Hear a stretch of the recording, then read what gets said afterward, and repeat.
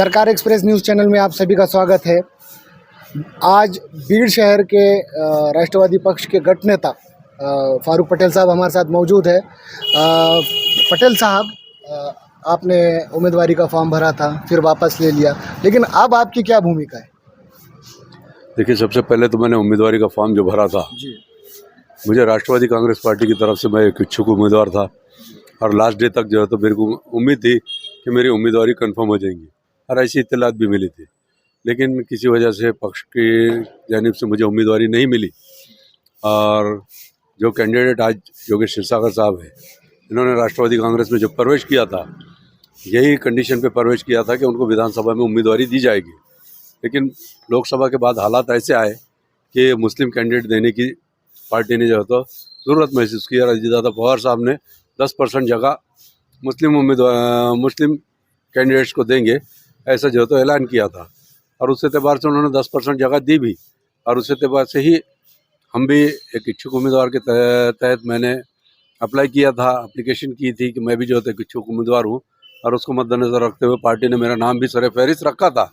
लेकिन योगेश क्षीरसागर साहब को कमिटमेंट देने की वजह से वो कमिटमेंट पर भी उन्होंने प्रवेश की थी, इस वजह से उनको टिकट तो मिल गया। अब उसके बाद जो है तो काफ़ी दिनों तक मेरा इंडिपेंडेंट एक फॉर्म रह गया था। पार्टी कोई भी फॉर्म भरता है तो एक पार्टी का फॉर्म भरने के साथ साथ इंडिपेंडेंट फॉर्म भी भरता है। कोई भी पॉलिटिकल आदमी जो जानकार होता है, सियासी जानकार होता है, वो इस तरह के फॉर्म भरता है। मेरा इंडिपेंडेंट फॉर्म था और मैंने जैसी विड्रॉल डेट आई मैंने अपना फॉर्म विड्रॉल किया और उसके बाद मैंने अपनी भूमिका को जाहिर करने के लिए मैंने सब कार्यकर्ता से मशवरा वगैरह करने के बाद माननीय अजीतदादा पवार साहब परसों आए। उस दिन हमारे सारे साथियों के साथ मशवरा करने के बाद ग्रामीण और शहर के पूरी हिंदू मुस्लिम टीम हमारे साथ जो है तो काफ़ी बड़ी टीम है, जिसमें जिला परिषद मेंबर है, पंचायत समिति मेंबर है, नगर सेवक है, ये सबसे अमर नायकवाड़े वगैरह ये बड़ा ग्रुप है। इन सब से मशवरा करने के बाद हम ये नतीजे पे पहुँचे कि हम अपनी जो पार्टी में प्रवेश किया हुआ है उसी पार्टी का काम करेंगे। आदरणीय धनंजय मुंडे साहब, अमर सिंह पंडित साहब, इनकी मौजूदगी में, उम्मीदवार की मौजूदगी में कई बातें हुई, कई शराइत हुई इसको। और उसके बाद हमने अजीतदादा पवार साहब के सामने अपने ये ऐलान किया कि हम आज से पार्टी का काम करेंगे और उसी को मद्देनज़र रखते हुए पार्टी का काम करने जा रहे हैं। पटेल साहब, जहाँ तक आपकी बात है, आप पार्टी के एक जिम्मेदार शख्स है। आपकी पार्टी किन मुद्दों को लेकर इस बार चुनाव में उतरी है? ऐसे कौन से मुद्दे हैं कि विकास के बोलो या दिगर और कोई बोलो, ऐसे कौन से स्पेशल मुद्दे हैं जो आप आने वाले 5 साल में करने वाले या लोगों से, जनता से आप वादा कर रहे हैं, ऐसे कुछ? देखिए, सबसे पहले तो हमने पार्टी में प्रवेश किया था यही विकास के मुद्दे पे किया था और बीड़ शहर जानता है, खुसूसन माइनॉरिटी का बेल्ट ये अच्छी तरह जानता है कि पिछले 20-25 सालों में जो विकास के काम नहीं हुए वो हमारे प्रवेश के बाद बीड़ शहर के खुसूसन माइनॉरिटी के बेल्ट, माइनॉरिटी के अलावा भी जो है तो दीगर इलाकों में भी हमारे हमवतन भाइयों के इलाकों में भी डेवलपमेंट्स की काम जारी है और वहाँ पे पहले से भी डेवलपमेंट अच्छे हुए थे। लेकिन जैसा मोंडा रोड का मिसाल ले लो, 25 साल से रोड नहीं बना हुआ था बिल्कुल। वो हमारी जो है तो प्रवेश करने के बाद हम आदरणीय धनंजय मुंडे साहब पालक मंत्री के ज़रिए हमने ये काम को शुरू किया और आज जो है तो माइनॉरिटी का कोई भी वार्ड ऐसा नहीं है जहाँ पे हमारे ज़रिए किसी न किसी दर्जे में काम चालू रही है। एक तो वो और दीगर मफादात हमारे जो है तो अभी नौकरियों का मामला था। अभी आप देखें, पिछले महीने की बात है, आचार संहिता से पहले हमने 39 असातिज़ा इकराम को, टीचर्स को पवित्र पोर्टल पे जिनको नहीं लिया जा रहा था क्योंकि मराठी मीडियम के यहाँ पर 152 टीचर्स सरप्लस थे और 54 जायदादें भरनी थी उर्दू मीडियम की, लेकिन वो सरप्लस मराठी मीडियम के होने की वजह से वो मराठी मीडियम के उर्दू मीडियम में जो है तो मर्ज करना चाह रहे थे, उनका समावेशन करना चाह रहे थे क्योंकि उनकी पेमेंट्स बैठ के दी जा रही थी। जिला परिषद भी अपनी जगह गलत नहीं थी, लेकिन हमने पालक मंत्री धनंजय मुंडे साहब के ज़रिए इसका फॉलोअप लिया और 39 टीचर जो है तो नौकरियों को लग गए। उसके साथ ही EWS के तहत 12 पुलिस में भर्ती, मुसलमानों की 12 नौकरियां पुलिस भर्ती में हुई। ये मुद्दे और दीगर जैसे माइनॉरिटी मौलाना आज़ाद माइनॉरिटी फाइनेंस कॉरपोरेशन है, उसका बजट आघाड़ी शासन के कार्यकाल में 300 करोड़ हुआ करता था। आज जो है तो अजीत दादा फाइनेंस मिनिस्टर है, उप मुख्यमंत्री है उनके मौजूदगी में उनके ज़रिए 1000 करोड़ तक का ये बजट गया है। एजुकेशनल लोन के लिए 25 लाख रुपए, हायर एजुकेशन के लिए, मेडिकल के लिए स्टूडेंट्स अगर जाते हैं, फॉरेन जाते हैं, कहीं जाते हैं, उनके लिए 25 लाख रुपए तक की तरतूद, कर्ज की तरतूद जो है अजीत दादा पवार साहब के ज़रिए हो रही है। तो ऐसी क़यादत, और इन हालात में, मौजूदा दौर में आज स्टेटमेंट्स आ रही है कि इन्होंने ये वो कर दिया, इन्होंने तायद की, मौलाना ने ये बोल दिया। मौलाना की अपनी सियासी राय है, मौलाना की अपनी सियासी राय है, और इससे पहले भी वो बामसेब के ज़रिए जो था मौलाना ने अपनी सियासी राय मोहम्मद मेचराम के साथ दिए थे, लेकिन उसमें भी कोई रिजल्ट नहीं आया था। आज भी वही है, उनकी अपनी सियासी राय है। दीगर उलमा इकराम ने तो किसी की तायद नहीं की, या हमारे ज़िले के या हमारे महाराष्ट्र के किसी भी तंजीम ने किसी की तायद ऐसे नहीं की। लेकिन महाराष्ट्र के बाहर के लोगों ने अगर आके तायद करते हैं तो उस चीज़ को नज़रअंदाज करना चाहिए। और आवाम से मेरी गुजारिश है कि अजीत दादा पवार साहब बटेंगे तो कटेंगे, क्या है वो, बटेंगे तो कटेंगे, ये इशू जो है, अगर योगी आदित्यनाथ बोलता है तो उसको काउंटर कौन कर रहा है? शरद पवार साहब नहीं कर रहे हैं, उद्धव ठाकरे साहब नहीं कर रहे हैं। उसको काउंटर करने के लिए तो अजीत दादा पवार ही काउंटर कर रहे हैं। महायुति में होने के बाद भी अजीत दादा पवार साहब काउंटर कर रहे हैं।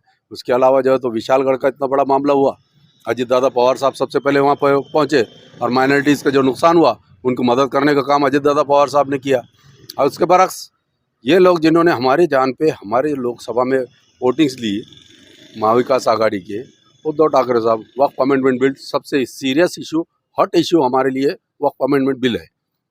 ये इशू में देखें कि शिवसेना उद्धव ठाकरे साहब, इनके जो है तो 9 के 9 खासदार, जब बिल आया तो कैंटीन में एंटरटेनमेंट करते बैठे, चाय पानी नाश्ता करते बैठे, लेकिन बिल की मुखालिफत नहीं की।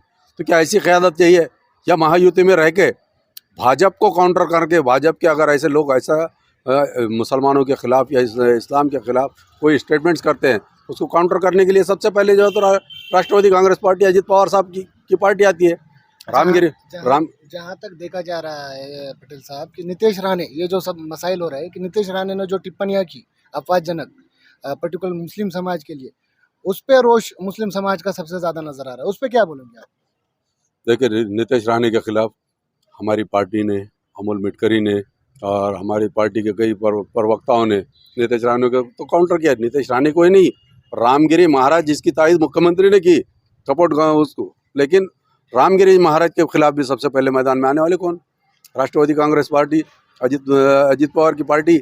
ये जो है तो सबसे पहले सामने आई, अमोल मिटकरी सामने आए, उसको जो है तो काउंटर किया।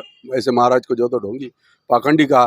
कोई भी भगवधारी अगर साधु संत नहीं होता, या जो है तो भगवी खाल पहन के कोई जो है तो गीदड़ शेर नहीं होता, ऐसे कई मिसालें उन्होंने दी। बहरहाल, इसके अलावा रामगिरी महाराज के खिलाफ बीड़ ज़िले में पहले FIR दर्ज हुई। अमर सिंह पंडित साहब मेरे नेता, ग्योरे मतदार संघ से ताल्लुक़ रखते हैं, साबिक़ रुकन असेंबली, उन्होंने सबसे पहले पुलिस स्टेशन में बैठ के ऑफेंस रजिस्टर कराया। ये जो है तो ये चीज़ों को काउंटर करने के बाद, काउंटर करने का काम हम ही ने किया। विशालगढ़ के लिए हम गए, कोई जो है तो कोई सेकुलर पार्टी जो सेकुलरिज्म के नाम पे अपने आप को ये कहते हैं, सेकुलर तो असल में हम हैं।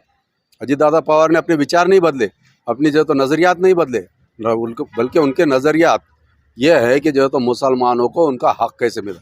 अब शरद पवार साहब, मिसाल के तौर पर शरद पवार साहब महाराष्ट्र में 2 जगह दिए, दोनों भी चुन के आने की कोई गारंटी नहीं। कहाँ? क्योंकि वहाँ पे मुस्लिम वोटिंग का परसेंटेज क्या है, जिन जो ऐसे नुमाइंदे दिए कि वो चुन के आ ही नहीं सकते। लेकिन उसके बरक्स अजीत पवार साहब ने 10% दूंगा बोले, 55 जगह में 6 सीटें दी है। 10% से ज़ायद हो रहा है परसेंटेज के एतबार से, 6 जगह दी है, और 6 के 6 इंशाल्लाह चुन के आएंगे। ऐसी कैंडिडेट्स उन्होंने दिया, ऐसी जगह से कैंडिडेट दिए। मुसलमानों की बात आई है पटेल साहब कि बहुत दिनों से मुसलमानों की एक मांग है 5% आरक्षण को लेकर, उस पर क्या भूमिका है आपके पक्ष की? हमारे पक्ष की भूमिका जो है तो जब भी मराठा आरक्षण का इशू चला जरांगे पाटिल साहब की क़यादत में, उसके साथ साथ अजीत पवार साहब की ये स्टेटमेंट है अजीत पवार साहब का, बल्कि जो है तो आघाड़ी शासन में अजीत पवार साहब वाली ही शासन थी, उसमें दे भी चुके थे और वो कोर्ट से टिका हुआ भी है। और अजीत पवार साहब आज भी बोल रहे हैं कि मराठा आरक्षण के साथ मुस्लिम आरक्षण मिलना ही चाहिए, और ये आरक्षण तो मिलना ही चाहिए। लेकिन आज अगर हम तो मराठा आरक्षण की मांग हम भी ख़ास तौर पे कर रहे हैं कि मराठा आरक्षण अगर मिल जाता है तो मराठा कम्युनिटी कम्प्लीटली जो है तो उसमें वो 10% जो आरक्षण मांग रहे हैं उसमें एडजस्ट हो जाती है, और EWS का एडवांटेज कम से कम हमको पूरा मिलेगा, ये सोच हमारी है। अब 5% आरक्षण के लिए अजित पवार साहब हमारी पार्टी ये लगी हुई है। अभी जो है तो दो ही महाराष्ट्र में है, महाविकास आघाड़ी और महायुति। महाविकास आघाड़ी को जो है तो अगर हमारे सामने देखा जाए तो महाविकास आघाड़ी शरद पवार साहब, कांग्रेस और शिवसेना UBT, ये जो है तो मुस्लिम क़यादत को ख़त्म करने की साजिश इनकी नज़र आ रही है, क्योंकि खुले अंदाज में दिख रहा है शरद पवार साहब की पार्टी से कोई भी क़यादत अब चुन के नहीं आएगी मुसलमान की, ये तो खुली बात है। दूसरे उसके बरक्स है तो अजित पवार साहब अगर 2 MLC मिलती है तो उसमें से 1 मुसलमान को देते हैं, तो अजित पवार साहब हमारे हक़ में है या जो है तो महाविकास आघाड़ी की क़यादत हमारे हक़ में है। अभी जिसको हमने लोकसभा में चुन कर दिया, अभी विशालगढ़ का मामला हुआ, किसी ने उनको फ़ोन लगाया, वो काफ़ी वो क्लिप वायरल हुई की मी काय जो ठेका घेतला का, मी काय मालक आहे का, तुम्ही काय माझे मालक आहे का। आज जो है तो 6 महीने में ये रंग दिखाने लग गए खासदार साहब, बीड़ हल्के के खासदार साहब ये रंग दिखाने लग गए। अब अजित पवार साहब ने माइनॉरिटीज़ के लिए कई स्कीमात, कई प्रोग्राम जो तो डिक्लेयर किए हैं, जैसा बीड़ के लिए उर्दू घर की बात हो, बीड़ में जो है तो गर्ल्स हॉस्टल का मुद्दा 2006 से ये मुद्दे के लिए हम लोग लड़ रहे हैं, 2006 से उसके लिए जगह अवेलेबल नहीं होती, अजित पवार साहब ने यहाँ पे ऐलान किया है। ऐसे जो है तो कई ख़ास तौर पे माइनॉरिटी का, अगर अजित पवार साहब का 2 दिन कबल का अगर भाषण उनका अगर कोई भी सुन ले तो उसमें नज़र आ जाएगा कि अजित पवार साहब का क्या एजेंडा है मुसलमानों के ताल्लुक से। उसके बरक्स जो है तो महाविकास आघाड़ी के पास क्या एजेंडा है मुसलमानों के लिए, कुछ नहीं। वोटों का इस्तेमाल, पहले तो सबसे पहले ये महाविकास आघाड़ी में कांग्रेस और राष्ट्रवादी, इन्होंने पहले तो सबसे पहले इनकी हुकूमतें थी और इन्होंने मुस्लिम क़यादत को ख़त्म करने का काम वहाँ से जो शुरू किया, आज ख़त्म की जानिब है।